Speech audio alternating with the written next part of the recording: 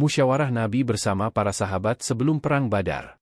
Ketika sampai kepada Nabi kabar mengenai selamatnya kafilah Abu Sufyan dan keinginan keras orang Quraisy untuk memerangi Nabi, maka beliau bermusyawarah dengan para sahabat. Sebagian sahabat tidak suka dengan perang yang akan dihadapi, karena dari awal memang berniat hanya untuk menghadang kafilah dagang saja. Akan tetapi para pemimpin muhajirin menguatkan pendapat untuk tetap maju menghadapi musuh. Ada satu sahabat Nabi yang sangat istimewa yaitu Al-Miqdad bin Al-Aswad berkata, "Kami tidak akan mengatakan seperti yang dikatakan kaumnya Musa, pergilah engkau bersama Robmu dan berperanglah kalian berdua. Akan tetapi kami akan berperang dari samping kananmu, samping kirimu, di hadapanmu dan di belakangmu ya Rasulullah." Dan Nabi pun berseri-seri wajahnya. Kemudian Nabi bersabda kembali, "Wahai sekalian orang, berikanlah masukan kepadaku."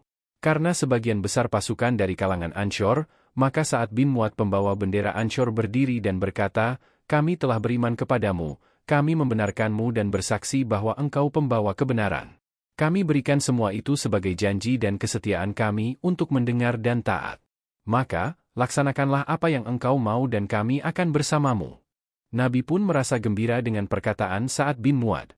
Kemudian Nabi bersabda, "Pergilah kalian dengan penuh keberkahan dari Allah dan berbahagialah, karena sesungguhnya Allah telah menjanjikan kepadaku salah satu dari kedua rombongan tersebut.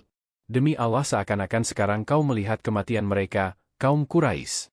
Perjalanan bertemu musuh dan menghimpun informasi tentangnya.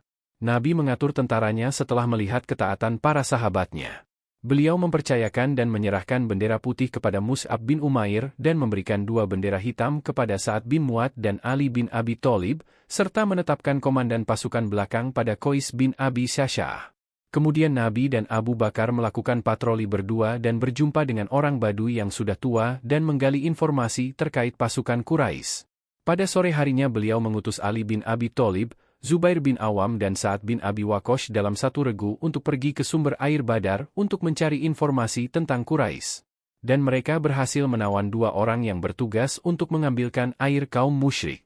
Kemudian 2 tawanan itu dibawa ke Nabi dan Nabi menginterogasinya. Dan Nabi pun mengetahui jumlah pasukan mereka sekitar 900 sampai 1000 orang.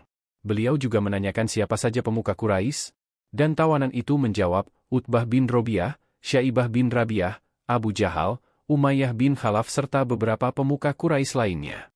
Musyawarah Hubab sebelum Perang Badar.